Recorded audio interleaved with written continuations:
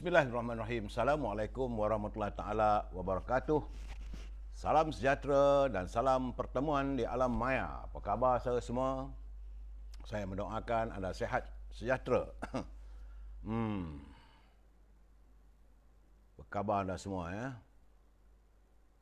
Fuwi, how are you? Terima kasih Fuwi, orang pertama hadir. Khairul Paklang, Rosli Le, Mustafa Ilyas, Man JB, orang JB macam mana Man, saudara apa, Puan Ruby Din, tentulah hadir bersama pasangannya. Saya sentiasa mendoakan supaya bahagia. Saudara Mak Fauzi, Buang, Empat Telang Kering, Jamaluddin, Omar, Eddie No, apa khabar Eddie? Abu Nawas, Eddie pun sering kali hadir. Terima kasih Eddie, tak jemu-jemu mendengar apa celoteh saya ya. Labun, saudara Syahad Ibrahim juga sering hadir untuk sama-sama kita melabun. Man dia kata okey je lah Man. Tengok kepala je. Saudara Muhammad Hafiz, Mimi, Rusinin Korongot, apa khabar orang Sabah? Moga-moga sihat. Badrin Abu Bakar, Salam, terima kasih. Saudara Muhammad Razali, Saudara Amir Dolah, Raja Kamal, Raja Bazian, terima kasih ku pun hadir mendengar teman berceloteh ku. Kita melabun lah, kata orang Perak. Orang Kedah kata jangan sampai duk cakap lok-lak sudah lah no. Kata orang Kedah lah. Dia mai cengai semacam tu nanti. Baik, saya minta maaf kalau yang mana yang tak sempat saya santun satu persatu, akan saya santun ni. Saudara Azmi, Saudara Yub, Saudara Rahim, insya-Allah malam nanti usai ini saya akan santun ni. Kerana banyak malam ni cerita sedap juga malam ni Cik Mansur. Saya harus memberi laporan kedudukan COVID-19. Nampaknya hari ini kelegaan. Hari ini 27 Syawal. Sempena 27 Syawal, alhamdulillah, tanggal 7 Jun. Nampak gayanya bertambah lega. Susut hari ini.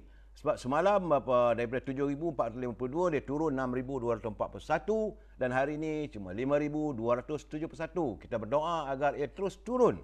Sebab dah tak larat dah lenjan dah rakyat ni dengan keadaan Covid ni. Jumlah keseluruhan mereka yang dijangkiti oleh virus corona adalah 622,086 orang. Tapi hari ini ada 82 kematian. Bukanlah satu berita yang baik pada kita. Mungkin kita tak rasa apa-apa, tapi saudara mara yang mengalami suasana tentulah mereka bersedih. Kita turut merakamkan balasungkawa untuk saudara mara yang menghadapi suasana kesedihan. Mereka yang menemui ajal kesan jangkitan virus corona. Kerana jumlah kematian sudah pun menjengah ke angka 3,460 orang. Bukan satu jangka yang sikit saudara. Jadi bersamalah kita menjaga, memelihara keluarga kita. Pertama-tama sekali, kalau boleh jangan keluar rumah kalau tidak ada keperluan. Yang kedua, jaga kebersihan, sentiasa membersihkan diri, balik daripada membeli barang ataupun ke mana, balik itu mandi terus saudara ya. Suara kurang jelas Saudara Aris, tak tahu saya dah jerit ni, kuat dah ni. Aduhai, suara kurang jelas. Macam mana saya nak buat tu? Rosli Saleh, sabar. Malam ni ada cerita sedap sikit. Saya beri laporan dulu ya saudara. Di Perlis, alhamdulillah, ni Pak Nazil. Hari ini nampak gayanya semakin hampir dengan sifar. Iaitu hari ini semalam 2, hari ini 1 saja jangkitan. Di Kedah juga, cuma di Kedah ada peningkatan ya. Hati-hati orang Kedah. Sebab semalam 125, hari ini dia naik 194. Tapi di Pulau Pinang, terbaiklah Mami Combi. Dah turun lagi ni. Semalam 271, lah ni cuma 153. Kawai combi tu. Jangan bagi depa keluar. Duduk di rumah, tak payah nak cari nasi kandak apa semua no. Kemudian apa ini? Di Perak. Yup, ngapa hainya? Semalam 174, hari ni dia naik sikit, naik 177. Ini jalan-jalan Raban Tebin ni. Apa peronjang hanya nak naik lagi. Sepatut orang negeri lain dah mula susut, kita pula naik orang Perak. Berhati-hati, jaga kebersihan, berusahalah kita. Roni Puah, how are you, Roni? Di Selangor juga nampaknya ada penurunan. Salam Taram Shah, apa khabar saudara? Beliau bagi salam pada semua teman-teman yang lain. Saudara Taram Shah daripada Muar Johor. mau hujan ke? Sebab sekarang ni musim hujan. Sebab semalam saya meramalkan bahawa hujan petir. Petang tadi ada hujan. Jadi berhati-hati juga kita ya. Kalau musim hujan ni selalunya virus corona ni mudah dia merebak. Di Selangor semalam 2178, dia kurang. Hari ini turun lagi 1374. Kita mengharapkan agar lebih banyak kilang-kilang ditutup dan salingan dilakukan supaya kita dapat mengawal virus corona ini dan kita dapat merawat. Terima kasih Datuk Seri Yunus Yaakob. Kemudian di wilayah persekutuan, walaupun angkanya tidak begitu menyenang. Semalam turun 415, hari ini 455. Di Putrajaya susut, single digit. Semalam 30, hari ini 8. Cuma di Negeri Sembilan, Jang, apa kono kau Jang? Turun naik Atan. Jaga orang ni 9 tu. Orang ni 9. Ni 9 semalam 556, hari ni dia naik balik 571. Sebab Negeri Sembilan ini adalah kawasan negeri yang saya lihat gelembungnya bukan gelembung yang baik. Dia turun naik. Saudara. Kulim jelas. Terima kasih Saudara Mat Syarif. Di Melaka turun, alhamdulillah, Rosli Lendu, Saudara Hashim Elias, semalam 225, hari ini susut 178. Di Johor juga alhamdulillah. Berita yang agak menggembirakan saya sebab gelembungnya trend penurunan. Iaitu di Johor daripada 412 dia naik semalam 565 tapi hari ini 355. Begitu juga di Pahang, semalam 155, hari ini 99. Di Terengganu 158, hari ini 117. Comel orang Terengganu. Kita ke laut kan semua tu. Cuma di Kelantan, gaponyo aduh, cik, sains belakang ni gaponyo. Aduh, dah comel semalam dah. Semalam 270 daripada 312. Tiba-tiba hari ini dia naik, gum, 341. Oh, tak molek, tak comel. Usaha kan. Nah, hamba dah cakap, jangan duk pergi pasar, tak payah dah. Relax duk rumah dulu, di rumah dulu, kurung diri keluarga, jaga kebersihan dah. Sebab di Kelantan tak banyak kilang rasanya, tapi bagaimana dia punya peningkatan. Jangan duk pergi seberai dah. Duk pergi seberai tu maksudnya berhampiran dengan sempadan, Siam. Sebab kadang-kadang suasana tak begitu molek. Di Sabah, Rusnin Keringot. Semalam dia ada trend peningkatan di Sabah. Sabah ada trend peningkatan daripada 259, semalam dia naik 305 dan hari ini dia naik lagi 336. Begitu juga di Labuan. Di Labuan masih lagi belum ada kelegaan. Walaupun susut semalam 212, hari ini 209, tapi masih lagi 200. Dah berapa hari dah di Sabah ni, di Labuan dah 4 hari dah. Sedangkan sebelum ini kita melaporkan cuma double digit. Subuh ada kilat petir, hujan lebat tu. Okey, ya betul Saudara Ramsyah. Memang sekarang ni hujan lebat. Sebab itu saya memberi nasihat pada teman-teman. Pertama-tama sekali, kalau rasa musim-musim begini, bila ada hujan petir, offkan dulu main switch. Kerana takut nanti disambar oleh kilat, saudara. Dan di Sarawak juga ada peningkatan. Sebab saya kata, bila musim hujan ni, mesti dia meningkat balik. Dan ribut petir ni banyak berlaku di negeri sebelah Laut Cina Selatan. Semalam saya ada beri laporan dah di Sabah, di Terengganu, di Kelantan, di Sarawak. Sebab di Sarawak hari ini daripada 600 dia melonjak kepada 703 orang. Itulah keadaannya di Sarawak, ya saudara. Laporan yang saya dapatlah tentang COVID apa ini tentang vaksin ni, nampak gayanya seorang pakar perubatan iaitu Dr. Rafidah, dia menzahirkan rasa tidak wajar cara pelaksanaan kita memberi vaksinasi kepada rakyat, kerana katanya ramai yang dah daftar tapi masih lagi tertunggu-tunggu. Begitu juga dia kata dah siap ada temu janji tapi bila pergi tak dapat. Itu keadaannya. Jadi mereka tu, khususnya Khadijah Jamaluddin, hayati benar-benar macam mana pelaksanaan untuk kita memberi suntikan vaksin ini supaya rakyat semua dapat. Ini bukan rakyat tak nak, tak payah nak kempen dah. Rakyat ada kesedaran. Walaupun saya lihat ada macam-macam kempen yang terbaru, katanya ada ubat dah ditemui. Bagi saya semua itu tak tahulah apa cara bila pihak kerajaan sudah memutuskan supaya setiap rakyat dia menjalankan vaksinasi, semua orang kena laksanakanlah. Sebab ini menjadi sebagai shield ataupun sebagai pelindung kepada kita. Saudara, tapi ini bukan jaminan yang saudara tidak akan dijangkiti. Sebab itu semalam saya dah bagi beberapa petua. Kalau nak pergi mengambil suntikan dan sebagainya, pastikan penjarakan, kemudian jangan guna pen yang sama. Begitu juga tak payahlah nak ambil gambar, ambil kertas yang sama, saya sudah vaksin. Itu semua benda begitu ada. Kadang-kadang kalau orang yang ada jangkitan boleh melekat, boleh kena pada kita. Dan paling penting balik daripada suntikan, mengambil vaksin, pertama-tama sekali mandi dan bersih diri. Pakaian apa semua tu dibersihkan. Begitu juga jangan pergi dengan kereta sendiri, sebab kalau pergi ramai, traffic jamnya dah, nak pergi parkingnya lah. Rehatkan diri, ambil Grab dan sebagainya. Itu panduan yang saya beri semalam, saudara, ya. Baik. Selesai COVID-19, kita jangan lupa tentang kita ni umat Islam. Kita ada kehidupan kita. Jadi saya perlu memberikan sedikit tazkirah singkat, tazkirah pendek. Pertama sekali, takwa itu, saudara. Banyak orang bertanya apa itu takwa. Takwa adalah kita takut dan menghindari apa yang diharamkan oleh Allah, dan kita menunaikan apa yang diwajibkan oleh Allah Subhanahu Wa Taala. Kena ingat, kita ini hamba. Kita bukan sesiapa. Tak kisahlah kamu Perdana Menteri ke, kamu menteri ke, kita adalah hamba pada Allah Subhanahu Wa Taala. Di dunia ini kena melaksanakan tugas dan kewajipan yang dituntut oleh Allah melakukannya. Sama contohnya kita dituntut untuk bersolat 5 waktu. Jangan tinggalkan solat kamu. Kerana setiap kali pengakhir solat itu kita melafazkan asyhadu alla ilaha illallah wa asyhadu anna Muhammadar Rasulullah. Kita mengesakan Allah SWT. Ingat saudara, kalau kita sayang pada Allah, Allah pasti sayang pada kita. Bila sekarang kita dengan manusia, kadang-kadang kita nak meminta sesuatu, kita segan. Kalau kita buat salah, kita segan nak jumpa. Bukan begitu dengan Allah. Lagi banyak kita buat dosa, lagi cuba rapatkan diri dengan Allah. InsyaAllah, sebab Allah tidak pernah membenci pada makhluk ciptaannya.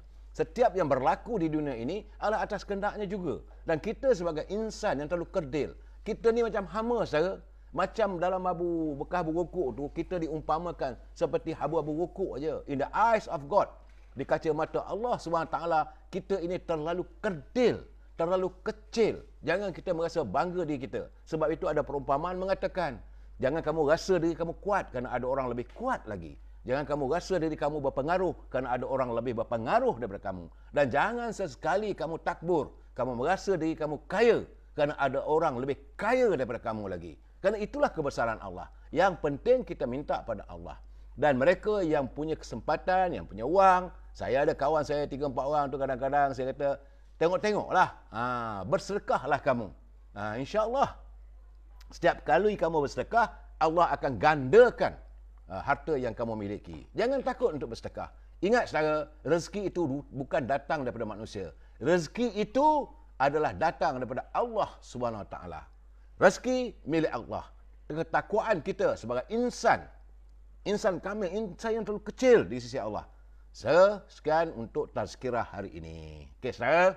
E-commerce tak ada apa, cuma anak saya Azhar dia kata mesti dia nak juga bagaimanapun, sebab dia kata saudara berhubunglah dengan Azhar 011-330-41241. Ya saudara, Datuk Seri Yunus, terima kasih.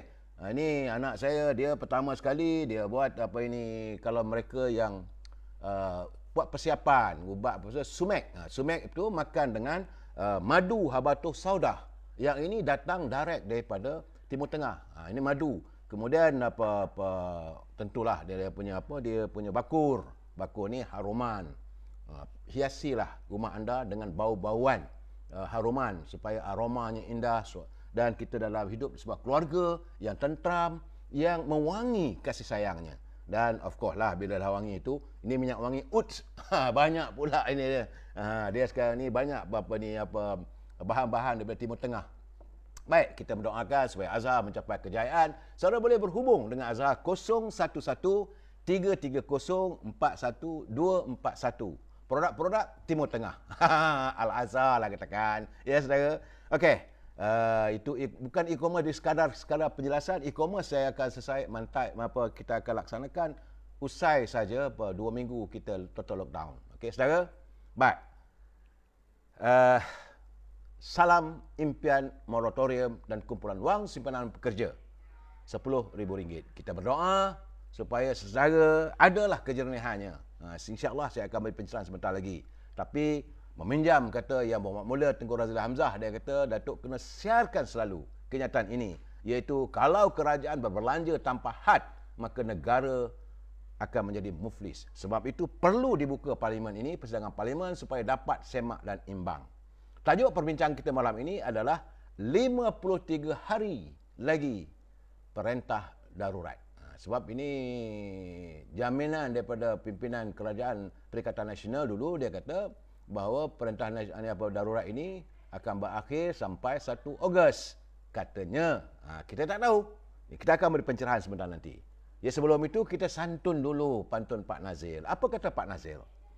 Kata Pak Nazil, sayur keladi terung Belanda, lemak tenggiri, ulam maman. Termakan budi, ganjaran berganda, bagaikan diri tidak beriman.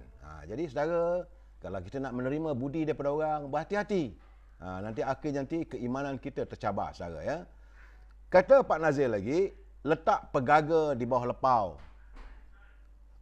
durian Belanda dibawa naik. Belajar pada yang lampau, lihatlah pada yang baik. Jadi Datuk Pak Nazir kita mengingatkan kita supaya kita sentiasa mengingat kejadian semalam. Sebab itu saya katakan bahawa kehidupan kita ini perlu ada cermin. Kita mandu kereta perlu ada cermin. Cermin itu di atas kalau kita bawa kereta untuk melihat apa di belakang sebagai guidance pada kita. Begitu juga kiri dan kanan supaya dapat tahu bagaimana. Kalau tak ada dua cermin ini, kita tak tahu apa di belakang. Kita nak reverse, kita tak tahu. Jadi sebab itu perlu. Bukan hanya cermin ini perlu untuk kita bawa kenderaan, kita juga perlu cermin-cerminkan diri. Meminjam kata Allahyarham sahabat saya dulu di TV3, dia kata Saudara Aziz, dia kata cermin-cermin diri. Cermin, pastikan anda mendapat cermin yang baik, jangan cermin mengejek. Kadang-kadang kita rasa kita tengok kat cermin, tiba-tiba saja badan kita kurus jadi gemuk, badan gemuk jadi kurus. Kadang-kadang cermin ni banyak cermin mengejek. Akhirnya kalau kita mencerminkan diri kita dengan cermin yang mengejek, itu yang kadang-kadang kita terlupa diri. Saya ingin berperingatan sekali lagi bahawa mereka yang menyunting semula live dan memasukkan live saya ini ke dalam YouTube, anda adalah bertanggungjawab atas setiap suntingan anda. Kerana saya tidak bertanggungjawab, saya tidak mampu untuk menyemak ataupun memberi komen dan sebagainya. Kalau anda masuk dengan live saya, kita berbicara, itu antara anda dengan saya memegang tanggungjawab. Cuma saya minta, jangan sekali-kali kita mewujudkan laman saya ini untuk kita berbalah. Laman ini adalah laman pencerahan, mencipta warga cinta damai yang harmonis. Jadi sebab itu kalau saudara nak melontarkan pandangan, gunakanlah bahasa yang baik. Saya tahu ada kawan-kawan yang bila saya membuat kritikan terhadap pimpinan parti-parti tertentu, mereka marah. Kalau saya menyinggung pimpinan yang mereka sayang, mereka kata orang tua ni tak jaga dia lain, nak balun orang aja. Saya sebenarnya bukan saya nak balun orang. Kalau dah tak betul, takkan nak kata betul. 2 malam berturut-turut saya bercakap soal beberapa orang lebay-lebay dalam parti PAS. Itu saja, tapi orang lain saya tak sentuh. Yang saya sentuh, lebay tak kanan, tak kiri. Yang saya sentuh, lebay di Kedah. Hari ini, mengaku pula bila dari siasat polis. Jadi itu keadaannya saudara. Jadi janganlah nak marah pada saya. Mungkin saudara pengikut, orang rapat dengan mereka-mereka yang saya sentuh. Dan dalam waktu kesempatan ini saya mengajak teman-teman semua, bersamalah kita berdoa agar kesihatan Tuan Guru Haji Hadi segera pulih seperti sedia kala, sebab beliau masih lagi menerima rawatan di Institut Jantung di Hospital Institut Jantung Negara di Kuala Lumpur. Kita berpolitik saudara. Sama Islam kita masih bersaudara. Berpolitik kita tak setuju, tetapi dalam keadaan begini saya mengajak teman-teman bersama-sama kita berdoa pada Allah SWT agar Yang Berhormat Tuan Guru Haji Hadi segera pulih sedia kala, agar kalau dah sihat nanti boleh dipulihkan suasananya. Manusia melakukan silapan di mana-mana. Saudara, ya. Baik. Hari ini tular di media sosial Ada kata ya, ada kata tidak, ada kata belum, ada kata ini. Bahawa Duli Yang Maha Mulia Yang di-Pertuan Agong telah pun menitahkan untuk pimpinan-pimpinan politik menghadap. Jadi baginda akan bertemu dengan pimpinan politik untuk bukan nak tukar kerajaan. Banyak orang kata nak tukar kerajaan. Kalau saudara kena ingat, kerajaan hari ini adalah kerajaan Duli Yang Maha Mulia Yang di-Pertuan Agong. Tambah-tambah lagi bila proklamasi darurat dilakukan, diproklamkan bahawa ini darurat direct pada Agong. Saudara, jangan kita salah. Saya kena bagi tahu pencerahan yang benar. Jadi baginda perlu berjumpa dengan pimpinan parti-parti politik kerana kabarnya insya-Allah pada 16 hari bulan ini pada hari Rabu akan diadakan persidangan Majlis Raja-Raja Melayu. Jadi baginda sebagai Yang di-Pertuan Agong, ketua negara yang unggul, beliau baginda tentu ingin mendapat tahu apa cerita, apa di sebalik sebarang percaturan. Jadi apa yang tak puas hati, apa yang puas hati. Kerana ini pada 16 bulan insya-Allah Duli Yang Maha Mulia Baginda Yang di-Pertuan Agong akan mengadakan mesyuarat Majlis Raja-Raja. Kena ingat saudara, ini adalah mesyuarat pimpinan negara tertinggi. Tak ada lagi lebih daripada itu. Melainkan yang tinggi lagi Allah SWT lah ya. Jadi dalam keadaan begini kita harus berlapang dada. Jangan pula kita katakan mesti diadakan, tidak. Kemudian ada pula orang mengatakan, saya tengok orang ni nak panggil ni nak tukar, orang tu nak tukar. Itu terpulang pada baginda lah. Kenapa kita harus membuat spekulasi yang bukan-bukan hingga menimbulkan suasana ketegangan yang tertentu.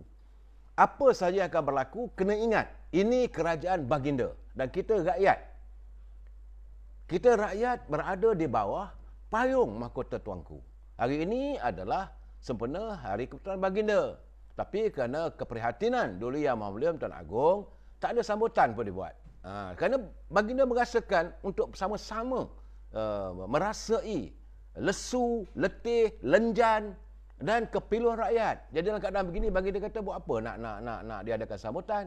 Kita tangguhkanlah bila selesai nanti buatlah sambutan. Kerana nak buat sambutan macam mana kalau dalam keadaan rakyat baginda dalam keadaan menderita. Sebab itu saya katakan, Duli Yang Maha Mulia Raja-Raja Melayu ni dia prihatin dengan kehidupan rakyatnya. Cuma kita je kadang-kadang terpengaruh dengan cakap orang. Jangan mudah kita terpengaruh. Saya memberi pencerahan saudara ya.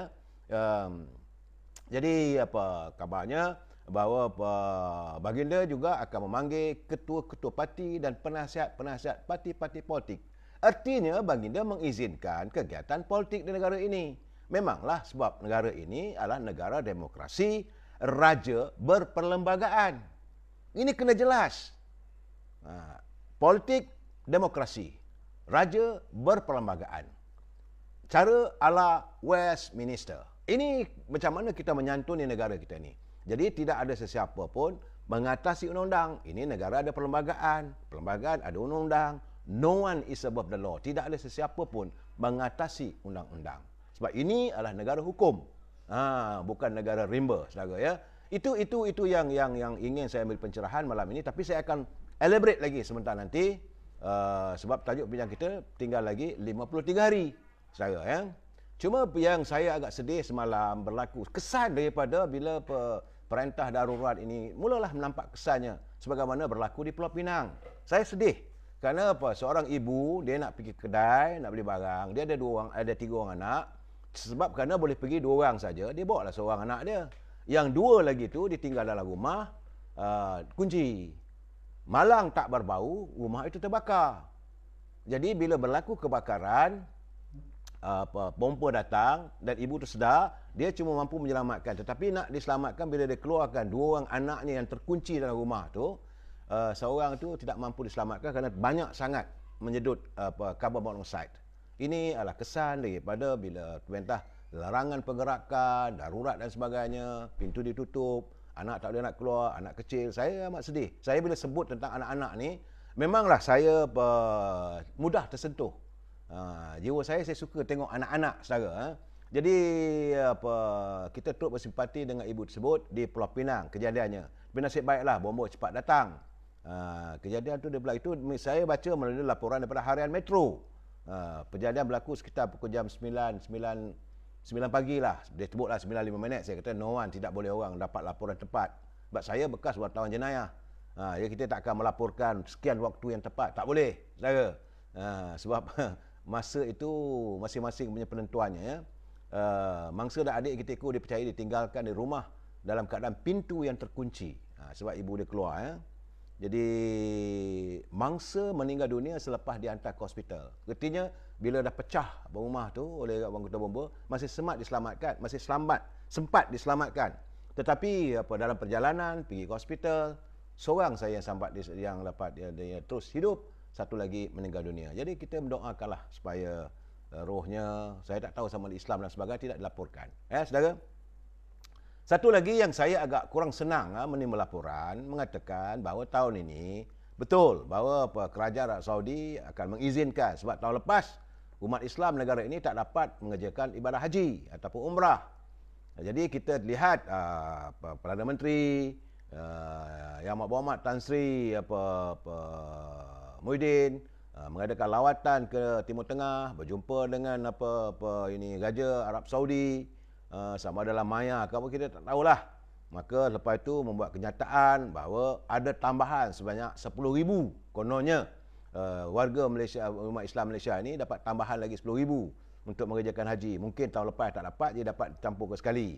Kemudian Menteri Agama pun pergi juga, yang dilaporkan dengan private jet dan sebagainya lah, sahabat lah, kawan apa semua, bahawa ada tambahan. Tetapi hari ini disahkan bahawa sebab dalam satu ruang bicara Yang Berhormat Menteri Jabatan Perdana Menteri Datuk Dr. Zul, dia kata bahawa untuk tahun ini cuma 4,000 je. 4,000 saja. Itu pun di bawah usia 60 tahun. Sebab itu saya kata kadang-kadang kita jangan suka membuat pengumuman mengatasi ataupun mendahului waktu ataupun jeda waktunya. Contohnya sekarang ni Arab tak buat apa-apa lagi, kita dah buat pengumuman. Jadi rakyat sekarang ni yang mana nama apa semua seronoklah nak pergi, tahu-tahu dapat tahu 4,000. Asalnya katanya 31,000. Kalau 31,000 itu dulu. Setahun 2 tahun yang dulu siapa dapat haji 31,000. Jumlah 31,200. Kemudian Tan Sri Muhyiddin pergi ke Timur Tengah, buat umrah, jumpa dengan Raja Arab Saudi, katanya dapat tambah lagi 10,000. Jadi 10 campur 31 dah jadi 41,200. Tiba-tiba dapat 4,000 saja. Nak letak muka mana? Sebab itu jangan kita gairah memberi pengumuman sedangkan tak tahu apa-apa pun. Ya. Jadi saudara, dalam keadaan beginilah saya tengok, tak tahulah apalah kita ni. Dan hari ini saya amat terperanjat apabila saya mendapat laporan, kiriman daripada WhatsApp saya bahawa di saat kita mengadakan total lockdown, ini total lockdown bukan PKP. Total lockdown ni berkali-kali saya katakan tutup pintu negara. Ini rupanya terkangkang balik. Maaf cakaplah, saya gunakan bahasa yang agak kasar. Pintu negara terdedah apabila saya mendapat laporan bahawa Kuala Lumpur International Airport masih menerima lagi penerbangan yang datang daripada India, daripada luar negeri. Ini yang saya rasa hairan. Kita dah katakan total lockdown. Menteri Pengangkutan, buat lu lah. Lu bikin apa? Lu cakap kungkang. Cerita LRT, cerita itu, cerita. Now, airport sepatut tutup lah. Ini saya katakan kadang-kadang tak ada synchronize. Kementerian Pengangkutan mengizinkan airport dibuka. Kita boleh buka airport tu kalau nak bawa barang kargo. Bukan manusia. Nak bawa, nak bagi dia orang datang untuk pelancongan. Pelancongan apa benda? Hotel pun kita tutup. Mana ada pekerja hotel? Cuma hotel-hotel sekarang ni kita gunakan untuk pusat kuarantin. Dan paling penting, kalau mereka datang, tentulah mereka terpaksa menjalankan kuarantin sekarang sekurang-kurangnya 14 hari. Dan yang paling penting sekali, ni pramugari tu. Apa ingat pramugari tu macam ayam? Ataupun robot? Mereka juga terdedah. Ya, kalau pramugari datang ni, adakah pramugari tak akan dikuarantin 14 hari? Ini tertakluk pada IATA, International Aerospace Travelling Associations, persatuan persatuan pengusaha-pengusaha ini syarikat penerbangan antarabangsa. Mereka ada dia punya pramugari. Jadi pramugari itu adakah bebas? Adakah pramugari juga dikuarantin selama 14 hari? Bagaimana dengan kapten kapal? Bagaimana dengan anak-anak kapal? Ni buka balik. Kededah balik. Macam mana ni? Saya Datuk akhirnya keluar masuk negara ni tak ada apa-apa. Dan lebih daripada 5,000 katanya. Passenger informing flight. Semua kena kuarantin 14 hari. Flight crew kena kuarantin. Walaupun mereka duduk di hotel. Saudara. Dan masalah sekarang ni, Menteri Pengangkutan, MOT, Ministry of Transport, dia bertanggungjawab. Pek. Woi, Pek. Itu marahlah saya geramlah. Dia tak boleh nak nafikan. Dulu itu hari bila cakap, no, tak adalah, itu kargo dan sebagainya. Now, saya dapat seawal hari ini, seawal pagi, 6.35 pagi. Catatan daripada KLIA mula menerima penerbangan dari Delhi. Kalau dari Delhi itu negeri India. Dan sekarang ketakutan kita, viren India. Kemudian dari London pukul 7 suku pagi. Ada lagi daripada Bangalore 7.30 pagi. Daripada Singapura 3 flight pukul 8.10 pagi. Kemudian transit. Itu penerbangan ini datang daripada negara-negara daripada Jetstar Asia, daripada negara Arab, daripada Sri Lanka, daripada Doha. Ada 5 penerbangan sampai jam 8.10 pagi. Itu setakat yang saya dapat. Saya tengok benda gitu, ni kau dedah balik, buat apa yang kau kangkang negara aku ni, kenapa? Ni marah saya. Sebab kita mengalami. Ni punca dulu, jangan lupa. Bila kita bising, kita kata tutuplah negara kita. Kerana di Wuhan sudah ada berlakunya wabak virus corona. Pimpinan waktu itu dengan Dr. Zulkifli lah, dengan Menteri MOT-nya, dengan Menteri Pengangkutannya. No, tak ada. Dr. Mahathir pun kata masa itu, takkan nak bagi dia duduk dalam reban ayam, dalam kandang lembu. Masalahnya kita kena jaga diri kita. What do we care about other people? Now sekarang ni yang menderita rakyat. Nak tunjuk bahawa kita orang negara pelancongan. Dah tak boleh. Keadaan sekarang ni, kita dah mengadakan total lockdown. What does it mean, total lockdown, Mr. Minister? Total lockdown is tutup terus. Bagi arahan pada airport, kita boleh terima penerbangan kalau merupakan kargo-kargo membuat makanan. Cari macam mana cara ni, SOP-nya. Bukan dia orang datang. Ini yang buat saya marah. Saudara Norain Najingah, asyik Tenggedala je.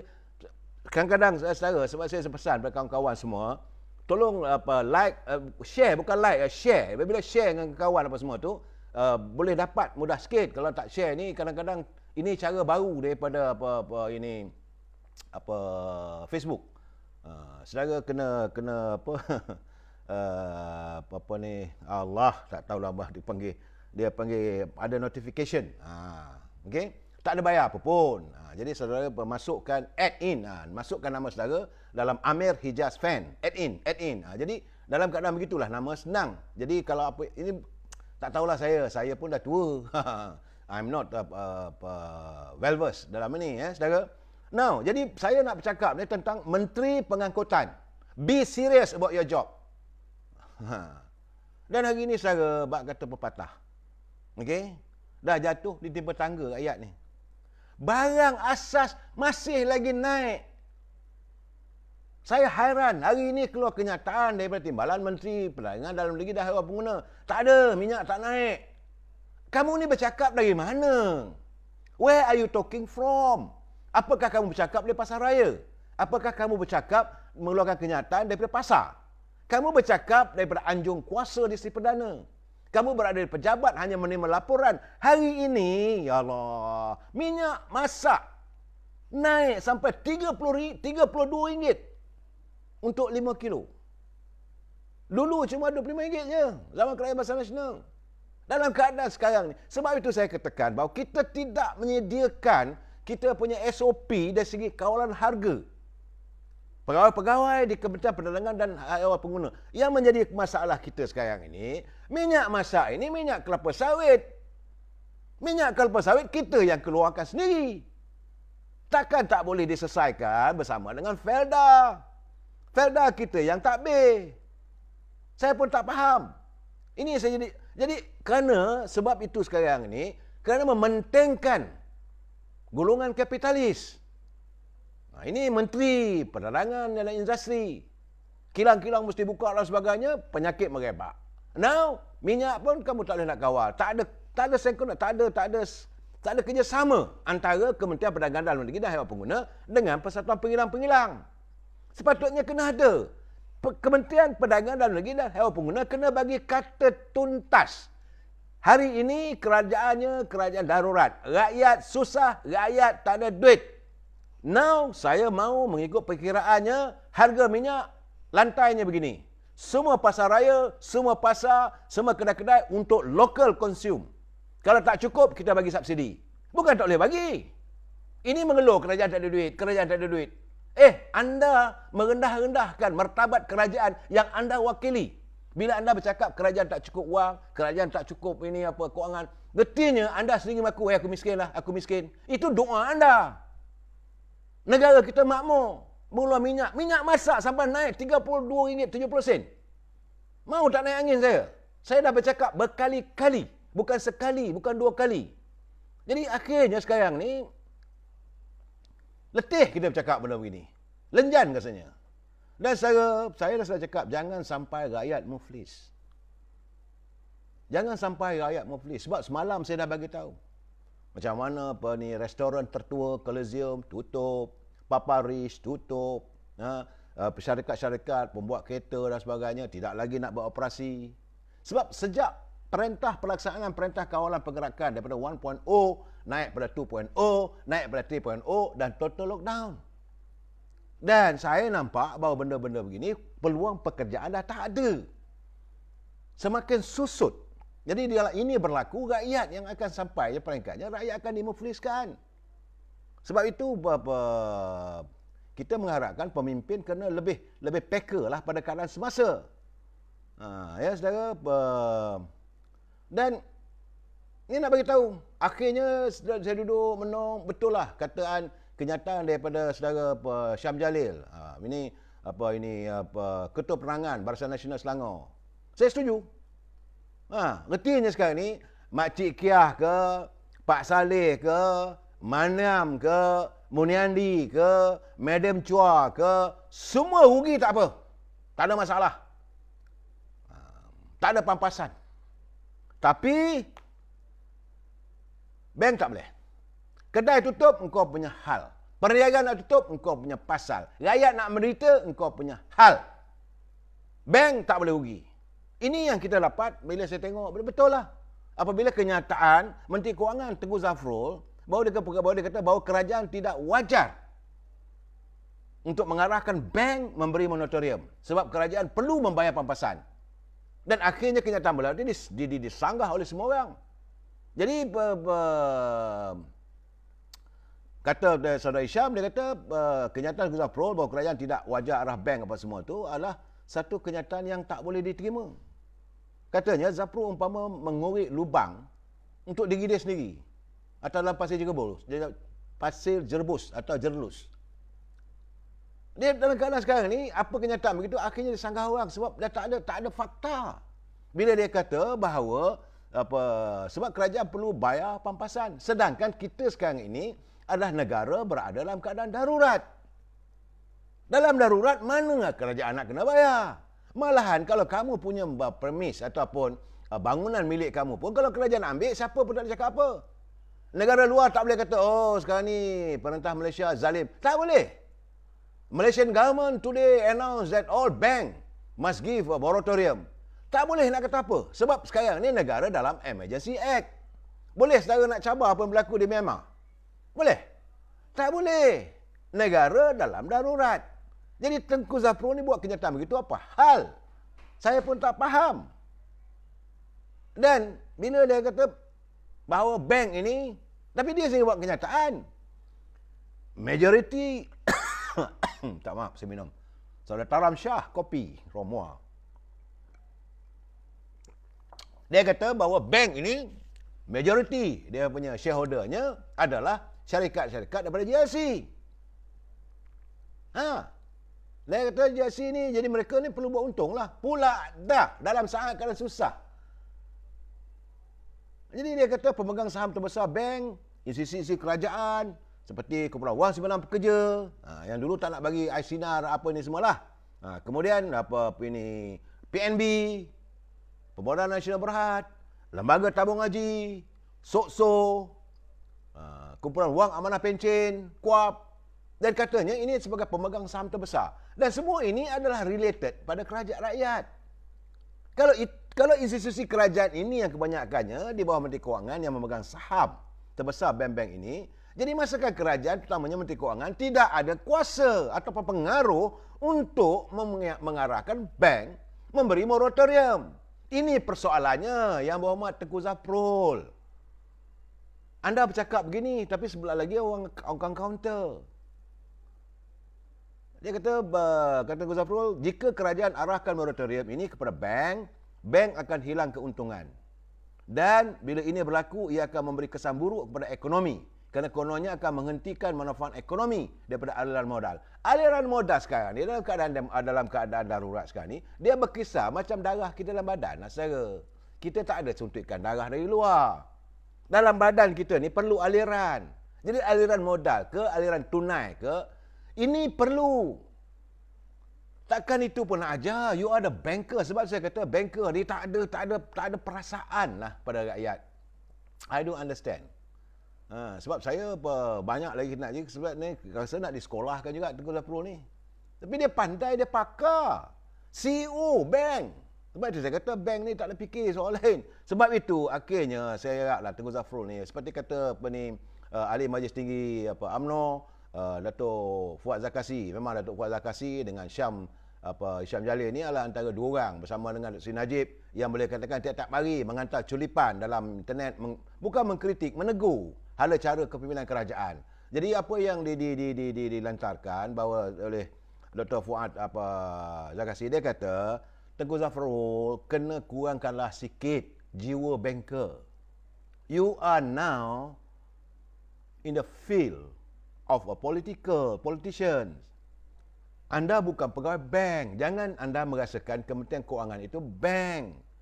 Betul, bila rakyat nak minta duit daripada Kumpulan Wang Simpangan Pekerja, dia boleh kata bahawa EPF atau KLOSP bukan macam bank, boleh keluar duit, masuk dan sebagainya. No, kita tahu. Malah dia kata bank Kumpulan Wang Simpangan Pekerja ini simpanan untuk hari tua. Kita tahu, tapi hari tua bila? Dalam keadaan sekarang sampai orang nak mati. Takkan biarkan rakyat tu menderita dan lesu. Mana yang boleh keluar, keluarkanlah. Itu yang kita minta. Dia nak pertahankan buat apa? Jadi kadang-kadang begini, Tengku Zafrul, belajarlah jadi sebagai seorang ahli politik. Sebab itu saya dah kata dulu. Bila kita melantik seorang yang bukan ahli politik, yang bukan jiwa politik, maka dia akan mengikut dengan tata kelola dia sebagai tata kelola bank. Orang bank dia tak peduli kau nak hidup, kau nak mati, itu kau punya hal. Kau pinjam duit daripada aku, kau kena bayar. Kau tak bayar, aku saman. Kalah kau punya saman, aku disiarkan kamu muflis. Ini keadaannya. Jadi, dia kena sensitif pada rakyat. Betul lah sekarang ni, dia hanya senator. Dia tak perlu, dia tak ada wakil. Dia tak ada rakyat yang dia wakili. Besok nak bertanding, besok baru nak tabur. Minta maaf lah. Jadi sebab itu, apa kata peguam saudara Hanif Kateri. Dia kata sudah-sudahlah Tengku Zafrul ni tipu rakyat. Sebab dia mendesak Menteri Kewangan supaya tidak terus mengeliru koran rakyat. Hanif Kateri minta supaya Menteri Kewangan tidak terus mengelirukan rakyat dan memberi hujah palsu mengenai kos pampasan yang perlu dibayar kerajaan terhadap institusi perbankan jika moratorium automatik dilaksanakan. Dia kata Seksyen 4 dan Seksyen 5 Ordinan Darurat, iaitu kuasa-kuasa perlu 21, tidak terpakai kepada cadangan moratorium pinjaman membabitkan pihak bank dan pelanggannya. Akta berkenaan hanya terpakai kepada sumber yang diambil alih untuk kegunaan kerajaan, antaranya mengambil alih premis, tenaga kerja dan aset pihak swasta untuk memerangi COVID-19. Dalam konteks ini, kata Hanif, kita tak cadang nak ambil alih perjanjian pinjaman, tapi hanya menangguhkan pinjaman. Jadi berhentilah mengelirukan rakyat. Jangan nak tunjuk kamu pakar undang-undang. Sebab tu saya hairan. Kementerian Kewangan dia ada penasihat undang-undang. Kenapa tak dibincang di Pralusi? Kurang lagi bincang dengan peguam negara. Kita ada peguam negara. Itulah tugas peguam negara, menasihati tiap-tiap kementerian. Semua kementerian ada peguam. Banyak, bukan seorang, ramai. Dan peguam-peguam ini tertakluk di bawah jabatan peguam negara. Dan peguam negara mesti menasihati. Oh, ini tak betul ni, kena diperbetulkan. Supaya jangan rakyat keliru. Saudara, ini keadaannya. Dan akhirnya, rakyat yang susah. Okey, itu kita minta supaya Yang Muhammad Mulia Tengku Zafrul, Senator Tengku Zafrul, minta ubah sikit. Jiwa anda, jadikanlah bahawa jiwa anda lah sebagai jiwa pemimpin rakyat. Bukan jiwa bankers. Kalau ada pun sifat-sifat banker tu, kurangkan sikit. Pentingkan rakyat. Kena ingat, anda berada di situ kerana rakyat. Bukan hanya, betul pelantikan anda dibawa oleh Perdana Menteri. Betul. Atas nasihat Perdana Menteri, sembah pada Agong, Agong setuju. Jadi anda tak boleh fikir dari segi aspek itu. Ini yang jadi tersasar pimpinan hari ini. Baik, Ustaz. Hari ini juga saya dipahamkan bahawa pimpinan menteri-menteri kabinet katanya lah, saya tak tahu, katanya, saya dengar-dengarnya, saya kata ya ke, betul ke, tak betul ke, bila nak bercakap tentang kita sudah sampai pada 53 hari lagi untuk berakhirnya darurat. Ada kalangan menteri tak setuju. Ada setengah tu nak meneruskan. Setengah kata mesti ditamatkan, kita kena kota janji kita pada rakyat. Bagi saya, kalau dia tak setuju, makna dia takut dia akan kehilangan jawatan. Kalau dah tak ada ini perintah darurat, jadi mana mungkin ada pilihan raya, mungkin kalah agamanya. Sebab kita tengok pula sekarang ni, COVID dah mula menurun. Dan kalau persidangan parlimen, ini masalahnya mereka merasakan bahawa bila berlaku sidang parlimen, maka mereka akan hilang jawatan. Mereka diburu oleh bayang-bayang ketakutan. Takut kerana kesilapan sendiri ke? Are you afraid of yourself? Kerana anda sudah melakukan kesilapan, gamaknya. Maka takut sekarang ni, diburu bayang. Jadi kalau parlimen bersidang, habis aku.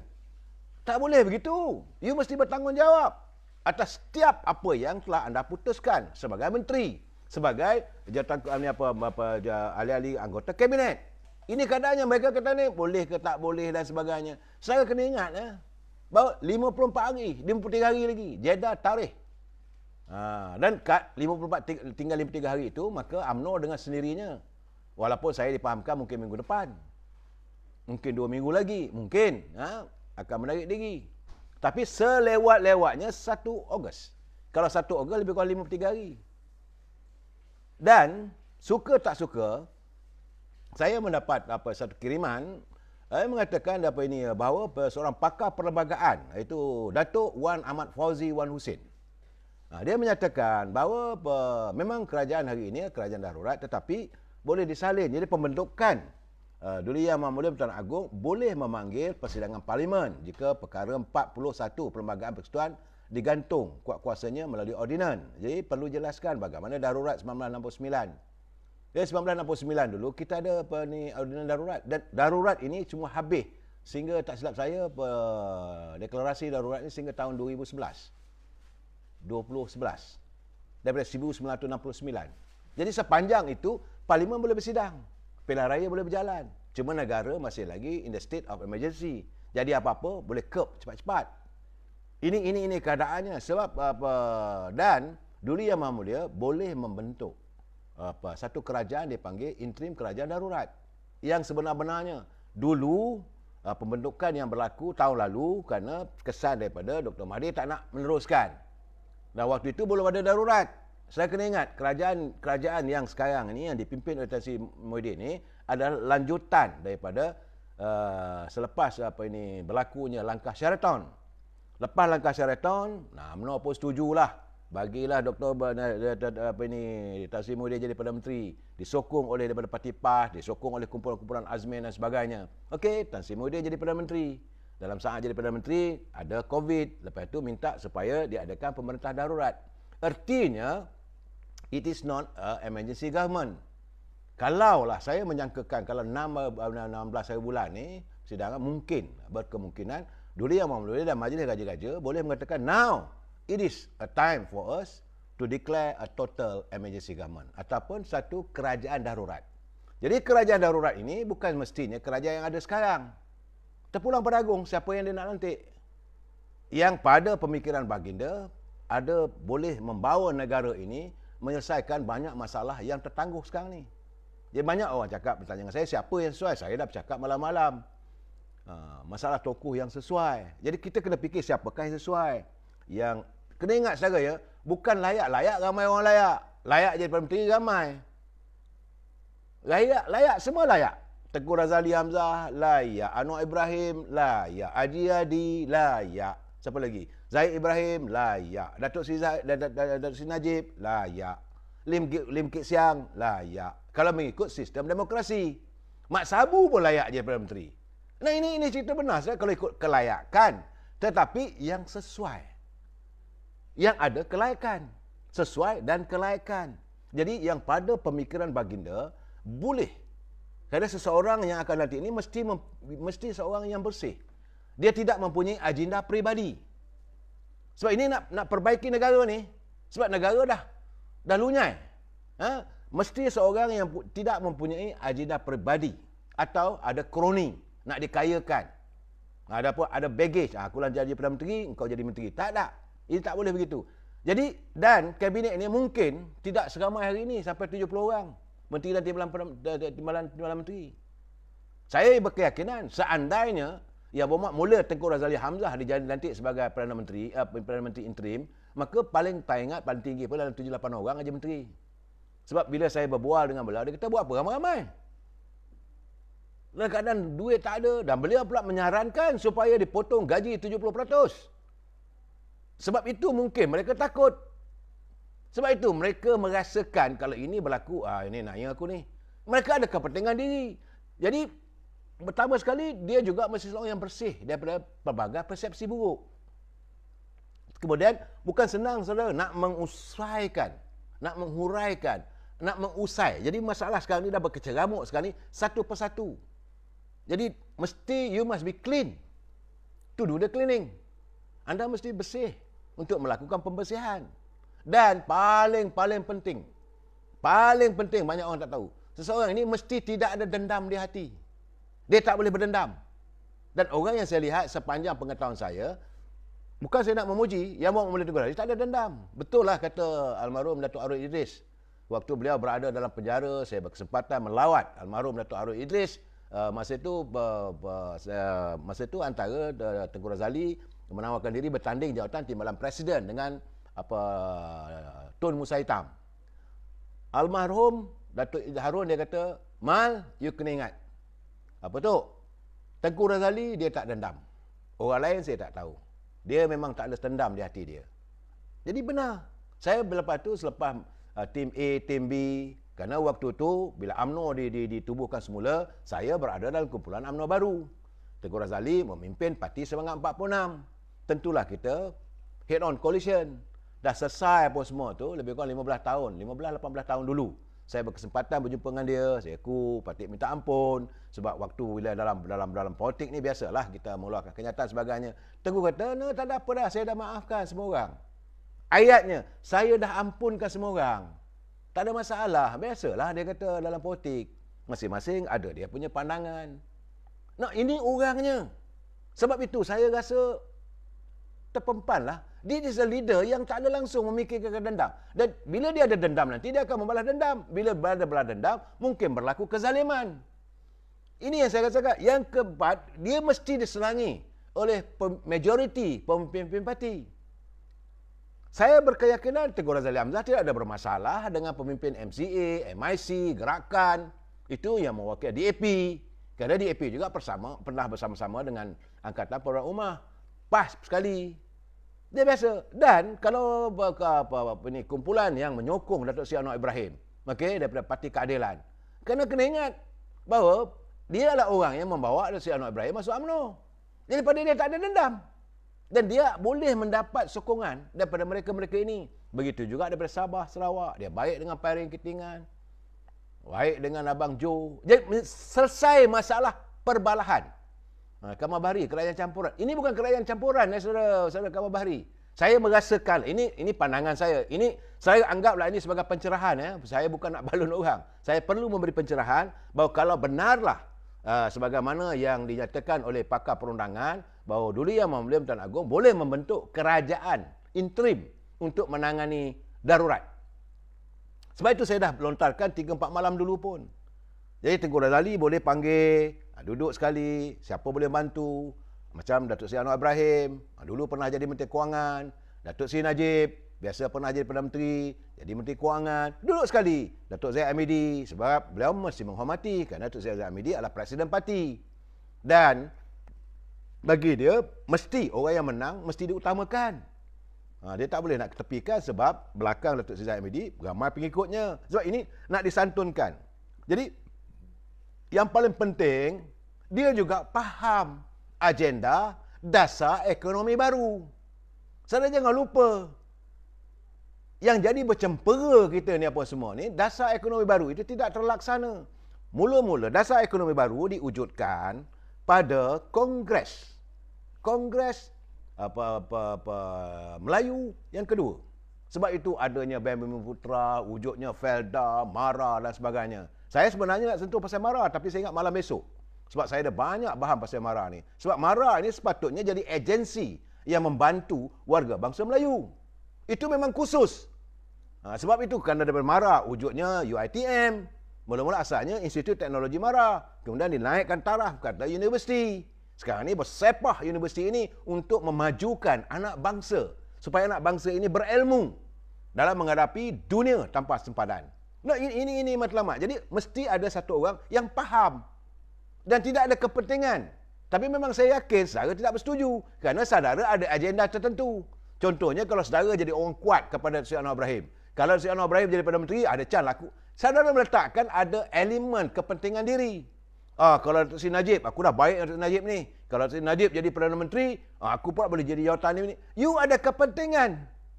Kalau Datuk Seri Zaid Hamidi pula jadi Perdana Menteri, aku ada begini. Jadi, kalau ini Datuk Mak Hassan pula jadi Perdana Menteri, aku baik dengan dia, ada cara. Semua ini dah tak ada, saudara.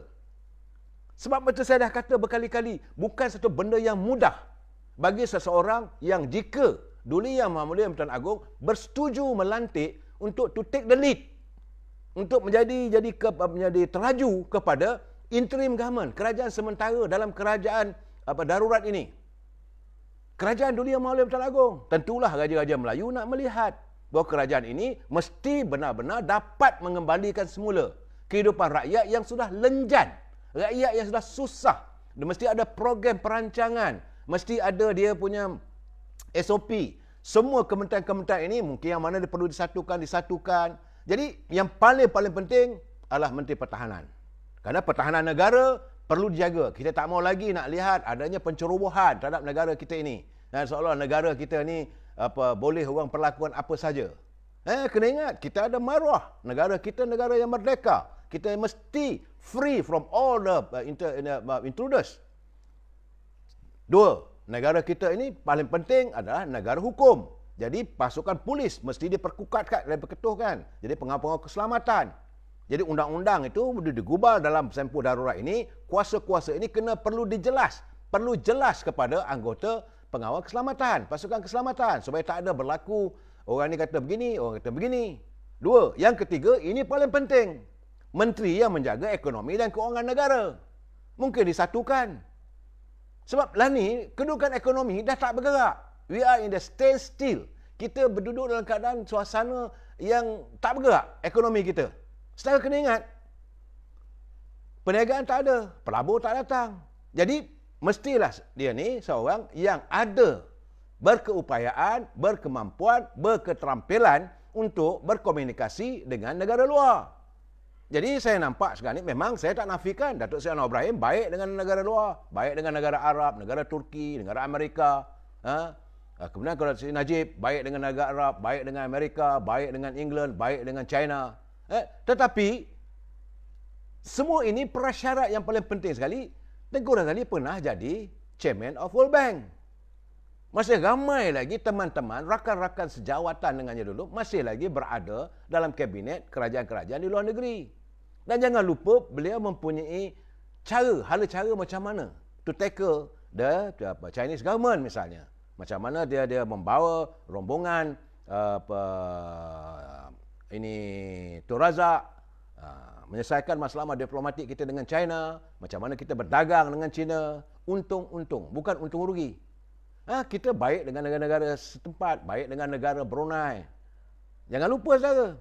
Dan yang paling penting juga adalah mesra dengan istana yang tidak boleh dilihat berkonfrontasi. Mungkinlah kalangan orang yang baik dengan Dr. Mahathir, dia kata, Dr. Mahathir lah kalau gini sebab dia pernah memimpin. Iyalah, akhirnya rakyat berkonfrontasi dengan istana. Jadi pemikiran kena jelas. Baik dengan istana pun senang. Kemudian ada kemampuan untuk ekonomi, kemampuan nak jaga harta negara, kemampuan tidak untuk bermusuh. Untuk sementara memperbetulkan keadaan, bukan untuk menongkat langit. Ini keadaan saudara. Mungkin saudara marah pada saya, terpulang pada saudara. Saya sekadar memberi pencerahan. Toke Maidin apa? Inilah masalah saudara. Jadi keadaan sekarang ni kalau boleh, Datuk Seri Najib pilihan terbaik. Saya saudara Nur Hakimi tak ada masalah. Sebab bila kalau interim government ni sementara sekarang ni kerajaan darurat di bawah tuanku untuk sementara, kemudian panggil semua ni. Sebab saya kata dikecilkan saiz kabinet. Sebab itu menteri-menteri yang ada ni gelisahlah. Sebab terbukti mereka, mana kementerian yang saya dah tanya. Mana kementerian mereka yang berjaya mereka tangani sejak mereka jadi menteri. Selama setahun lebih dah. Jadi saudara akan mengatakan Datuk Seri Anwar Ibrahim terbaik. Saya tak nafikan. Pada pengikut Datuk Seri Najib yang terbaik. Saya tak nafikan. Warga UMNO mengatakan Presiden UMNO masih letakkan sebagai. Saya tak nafikan. Tapi kita santunlah semua. Untuk sementara. Ini dipanggil interim. Bukan kekal. Selepas ini nanti barulah ada dipulihkan keadaan. Macam dulu bila darurat juga, tapi boleh ada pilihan raya. Darurat ada pembentukan kabinet. Dan masa darurat ada Perdana Menteri. Selepas darurat yang dibuat oleh almarhum Tun Razak 1969, ada Tun Hussein On sebagai Perdana Menteri. Darurat masih lagi kekal. Tak dilitat, tak diangkat. Kemudian naik Dr. Mahathir 22 tahun jadi Perdana Menteri. Masih lagi negara dalam keadaan bila ada masalah beliau mengistilahkan okey kita ambil pakai agenda kuasa darurat ekonomi. Ingat saudara masa kita berhadapan dengan serangan mata wang negara, nak tambat duit kita dengan serangan daripada George Soros lah katanya waktu itu. Maka dia menggunakan, dia bawa akta darurat. Darurat ekonomi. Dan tidak diangkat. Darurat kekal. Kemudian datang Pak Lah. Tun Abdullah Badawi jadi Perdana Menteri. Negara masih lagi darurat. Tapi Pak Lah terus jadi Perdana Menteri. Tak ada masalah. Kemudian datang Datuk Seri Najib. Negara masih lagi darurat. Tapi bila zaman Najib, beliau merasakan sudah sampai masanya. Bahawa kita live up. Kita akhiri sesi darurat ini tahun 2011 tak silap saya. Kalau 2011 rasanya Pak Lah dengan Najib lah kot. Pak Lah dia 2014. Dia 2014. Dok, ini keadaan saudara. Jadi bagi saya untuk sementara ini kita cari jalan pemimpin yang tak ada bagis. Yang penting barisan kabinet tak perlu ramai. Cukup sekadar 7-8 orang untuk menangani keselamatan, ekonomi dan pentadbiran yang terus. Dan juga mewakili semua kaum. Kaumnya Melayu, India, Cina dan juga kaum-kaum asal daripada Sabah dan Sarawak. Jadi mereka ini 7-8 orang, 9 orang cukup dan gaji tak besar. Dan tak boleh nak buat untuk kepentingan diri sendiri. Saudara Muhammad Tol, Datuk Seri Najib dah terbukti. Saya setuju. Saya bukan nak diskredit everybody. Semua terbaik. Jadi ini kita nak cari penyelesaian sekarang ni, saudara. Ini saya nak bagi tahu, now is the time untuk kita mencari penyelesaian sementara untuk memperbetulkan keadaan. Lepas itu besok jalanlah. Itu yang saya yakin pada saya, saudara. Sebab itu saya kata, ini ruangan pencerahan. We must be agreed to disagree. Pandangan saya begini, mungkin pandangan saudara begitu. Begini, kita carilah satu pandangan, satu keputusan yang baik demi untuk negara kita, demi untuk bangsa kita, supaya kita dapat terus mengembalikan semula kemakmuran untuk rakyat. Yang paling penting, negara, rakyat, raja berpisah tiada. Kita adalah negara yang makmur, rakyat juga harus hidup makmur. Kita bincang lagi malam esok. Wabillahi taufiq wal hidayah. Assalamualaikum warahmatullahi wabarakatuh. Selamat malam dan selamat beristirahat.